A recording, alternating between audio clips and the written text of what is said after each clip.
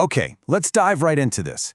Today's explainer takes us through a truly explosive document. I mean, it reads like an urgent, first-person whistleblowing manifesto. We're looking at a legal escalation document written by Professor Mohammed Ibrahim Fayyad, and in it, he documents what he describes as a systemic, personal, and professional crisis. He's alleging the systemic theft of his entire 35-year scientific legacy in what he calls an earthquake in the heart of Silicon Valley. So we're going to step into the perspective of this wronged researcher to really understand the sheer gravity of his claims regarding this massive digital siege. Right on the very first page, Professor Fayyad sets a foundational ethos. He drops this powerful quote, "Justice delayed is justice denied, and he who remains silent about the truth is a mute devil." He's using this to frame his grievances not just as some standard complaint, but as a declaration of total confrontation. He is drawing a hard line in the sand against an institutional system he sees as profoundly broken, demanding that the truth be spoken. Section 1. The Permanent Digital Siege. A Calculated Exile at SJSU. Jumping right into the immediate technical crisis, the document details what Professor Fayyad labels a permanent digital siege. He argues this was a calculated act of academic exile and institutional racism over at San Jose State University. According to his manifesto, his personal computer was subjected to a forced, systematic encryption process. He actually refers to this as the second encryption conspiracy. Just imagine the sheer terror of that for a second. You're a researcher and you are suddenly locked out of your own hardware. They're effectively holding over 35 years of scientific output and research data completely hostage behind an impenetrable technical wall. And the author meticulously breaks down this technical assassination into two distinct chapters of a criminal plot. Step 1, which he calls information genocide, involves the total wiping of his hard drives. Then comes Step 2, the digital siege, which is the complete forced lockout of his personal devices. The document explicitly points the finger at Suhail Khan as the executor of this plot, allegedly acting under the direction of James Wu. Now, you might be wondering about the scale of what was reportedly taken. It is staggering. The manifesto values the seized intellectual property at $5 million. $5 million! But it goes even further than that, alleging the explicit complicity of major corporate entities. The document claims that tech giants like Microsoft and Apple actually provided the very tools used to execute this massive lockout and seize his intellectual property. Section 2. Burying software stability. The death of innovation. Here is where the consequences for global scientific innovation come into really sharp, devastating focus. The document states that the perpetrators specifically targeted the theory of software stability. Professor Fayyad describes this as a breakthrough scientific theory, one designed to absolutely revolutionize the global tech industry. The manifesto argues that burying this specific theory doesn't just ruin one researcher's career. No, it severely damages human progress and future academic research breakthroughs. It's framed as a direct, tragic attack on global innovation itself. We are literally talking about an entire lifetime's work locked away. The knowledge genocide detailed here erased unpublished scientific manuscripts, unreleased technical books, and remarkably, unique musical compositions, specifically Symphonies 1 through 6. The market value of these specific assets alone is cited at $3 million, though the author stresses that the true scientific and artistic value to humanity is, of course, absolutely priceless. And to compound the severity of these allegations, the document highlights a deeply troubling timeline. Professor Fayyad asserts that the administration executed this policy of attrition during moments of severe physical vulnerability. Specifically, they attacked while he was recovering from heart surgery. He presents this as evidence of a total lack of professional honor.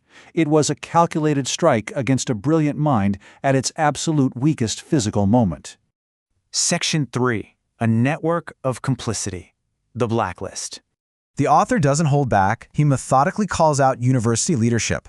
The document specifically names the SJSU Execution Committee and the technical perpetrators. The list includes Suhail Khan, Tenyu James Wu, Cheryl Ehrman, Sigurd Maldal, Lee Chong, Joanne Wright, and Vincent Del Casino. The document places the responsibility for the existential siege, the arbitrary banning from labs, and the ultimate termination of his services, scheduled for March 2025, squarely on their shoulders. But the accusations expand way beyond the university campus. The document points to a staggering web of alleged Silicon Valley corruption and racial bias. It calls out a corporate and political alliance that loops in Microsoft, Apple, Google, IBM executives, and even tech repair services like uBreakafix. It goes right up the ladder, too, naming California Governor Gavin Newsom and Attorney General Rob Bonta, alleging they completely ignored documented appeals due to racial bias.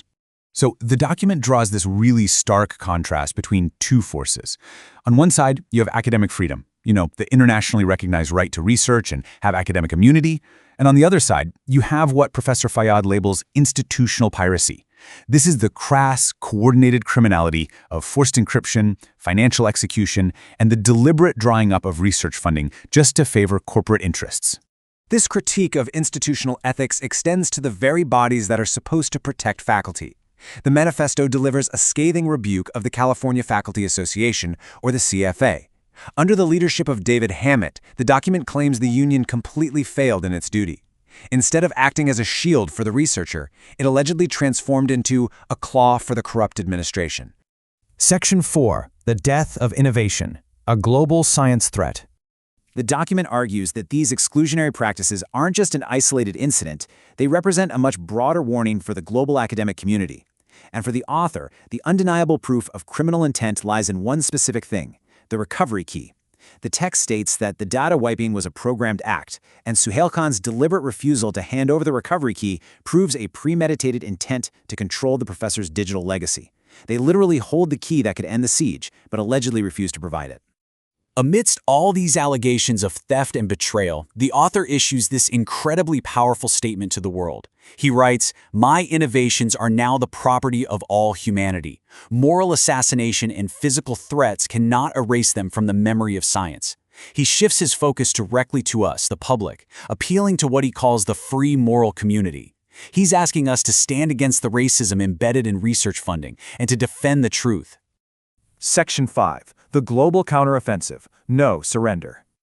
The targeted researcher makes it absolutely clear that he refuses to surrender his mind to the bureaucracy. To fight back, the author introduces his ultimate countermeasure, the iSoul platform. He describes it as a fortress of restitution, a platform born to break the chains of marginalization and shake the very foundations of scientific racism. It stands as a testament to the fact that while they may have wiped his hard drives, they couldn't wipe the algorithms and innovations from the professor's mind. And this counteroffensive has teeth. The manifesto promises a comprehensive legal pursuit. It reiterates that every single name on that blacklist will be relentlessly pursued. The document aims to set a firm, undeniable precedent against intellectual property theft, declaring unequivocally that there is no immunity for those who attempt to assassinate the academic mind. The author leaves us with this final, dramatic warning directly from the source text. Either comply with the truth or prepare for the storm. History will record that we were the storm. It is a memorable, incredibly impactful conclusion to a deeply emotional document. Thanks for joining me to unpack this manifesto today. It really leaves us with a chilling question to ponder. If an entire lifetime of scientific legacy can be locked away in an instant, how safe is global academic freedom in the digital age?